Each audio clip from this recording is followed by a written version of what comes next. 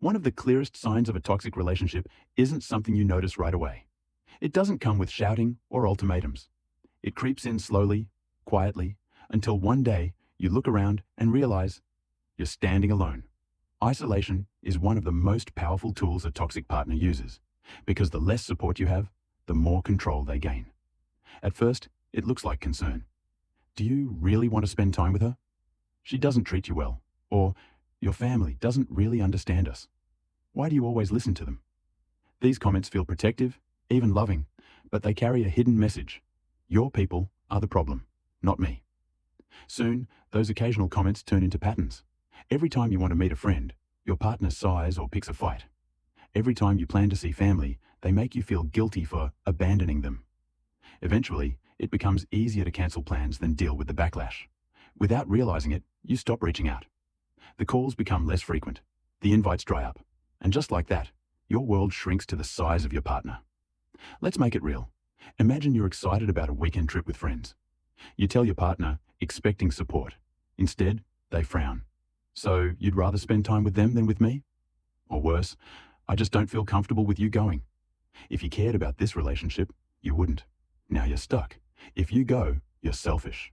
If you stay, you're devoted. And 9 times out of 10, you choose to stay. Not because you want to, but because it feels safer. This tactic works because isolation weakens your reality check. Friends and family remind you of who you are. They notice changes. They ask questions. They encourage you to think for yourself. But when you're cut off from them, you lose that mirror. Your partner becomes the only voice you hear. And when they're the only voice, their version of reality starts to feel like the truth. The psychological impact is profound. Humans are social creatures. We need connection to stay grounded. When that connection is stripped away, loneliness sets in, followed by dependency. You start to believe your partner when they say things like, "Nobody else cares about you the way I do," or "They're just jealous. I'm the only one who really understands you." The more isolated you are, the more believable those lies become. And here's the terrifying part. Once isolation is complete, escape feels impossible. Who would you turn to? Who would believe you? You've already distanced yourself from the very people who could help you break free. That's the genius of this tactic. It traps you without walls.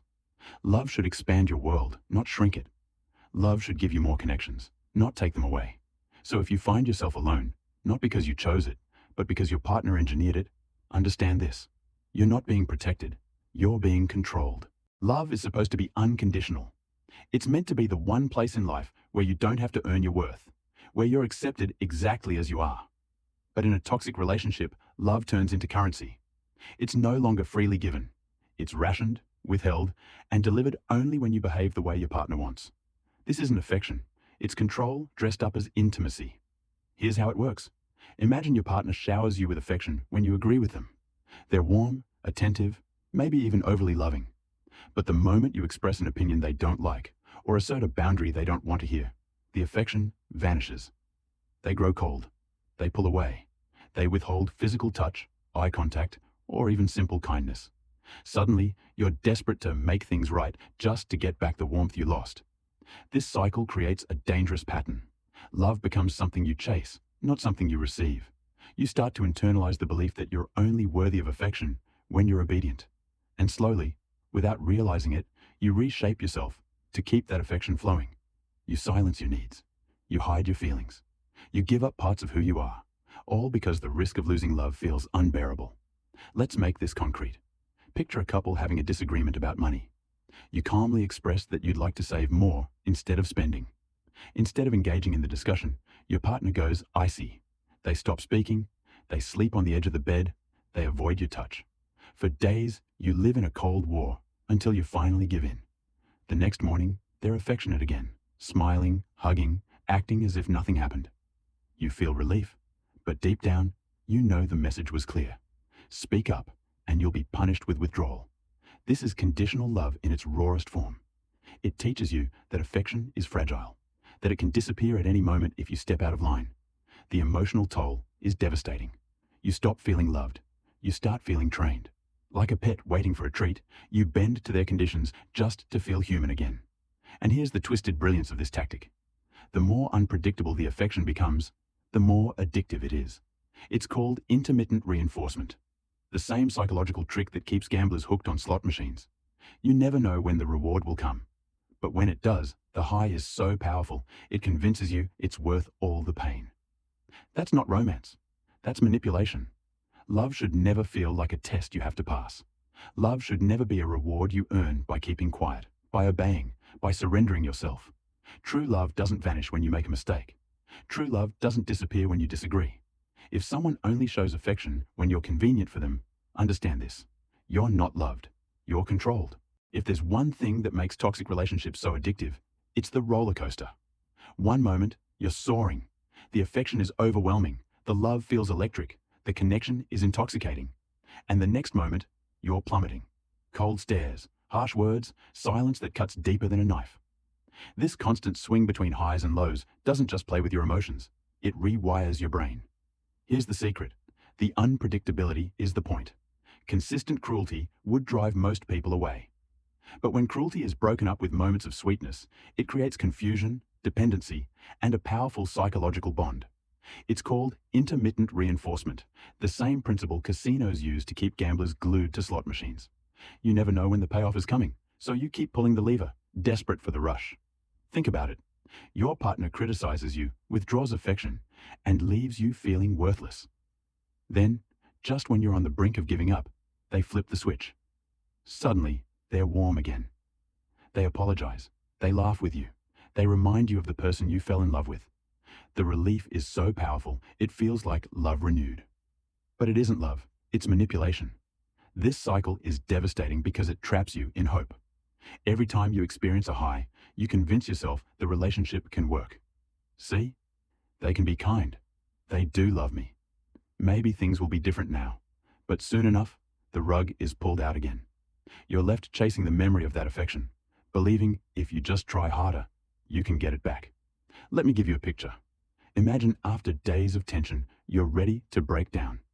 Then, out of nowhere, your partner surprises you with dinner, kisses your forehead, and tells you how much you mean to them. In that moment, all the pain feels worth it.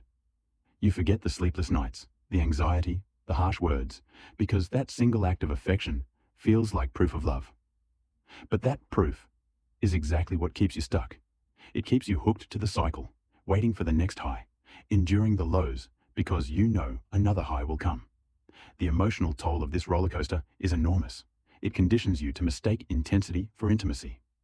It teaches your brain that chaos is passion, that unpredictability is excitement, that pain followed by affection is proof of love. But real love doesn't feel like a carnival ride. Real love is steady, consistent, safe. It doesn't send you spiraling one day and soaring the next. And here's the hardest truth to swallow. The roller coaster isn't accidental. It's not just your partner being moody or complicated. It's deliberate, even if they don't fully realize it. By keeping you off balance, they keep you invested. They make sure you're always chasing, always trying, always holding on.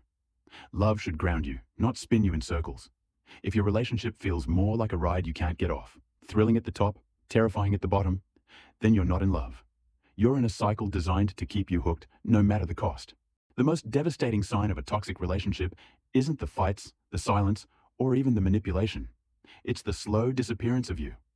Because when you've been controlled, criticized, and conditioned long enough, you don't just lose your peace, you lose your identity. And the most terrifying part? You don't notice it happening until one day you look in the mirror and wonder, who have I become? It doesn't start with a dramatic shift. It begins with little compromises. You give up your favorite hobbies because they mocked them. You stop wearing the clothes you love because they said they look cheap or unflattering. You drop the friends who've always been there for you because your partner made you feel guilty for spending time with them. Each decision feels small, even reasonable. But add them together, and you've given away piece after piece of yourself. Over time, your world shrinks. The vibrant, unique person you once were fades into someone cautious, muted, careful not to rock the boat.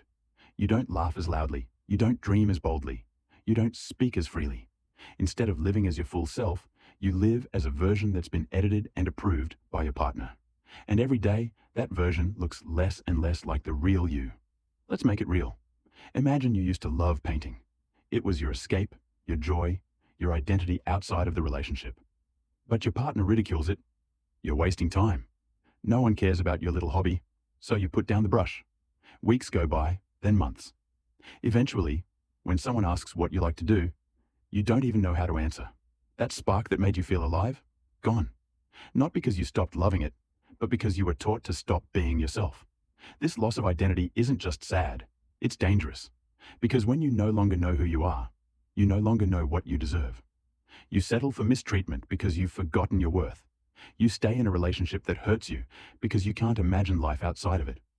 The person you used to be, the one who had dreams, confidence, and self-respect, has been buried under layers of doubt, fear, and control. And here's the cruel truth. Toxic partners want this. The smaller you become, the bigger their control grows. The less you recognize yourself, the less likely you are to leave. That's why this tactic is so effective. It doesn't just damage your confidence, it dismantles your entire sense of self. But here's the part they don't want you to realize. Your identity isn't gone. It's waiting. That person you used to be, the one who laughed without fear, who loved without hesitation, who dreamed without limits, that person still exists. They've just been silenced. And the moment you step out of the toxic cycle, the moment you reclaim your voice, you'll find them again. Because love should never cost you your identity. If you've lost yourself in your relationship, you're not in love. You're in captivity. And the key to freedom is remembering that you are more than someone's control. You are whole, you are worthy, and you are still here.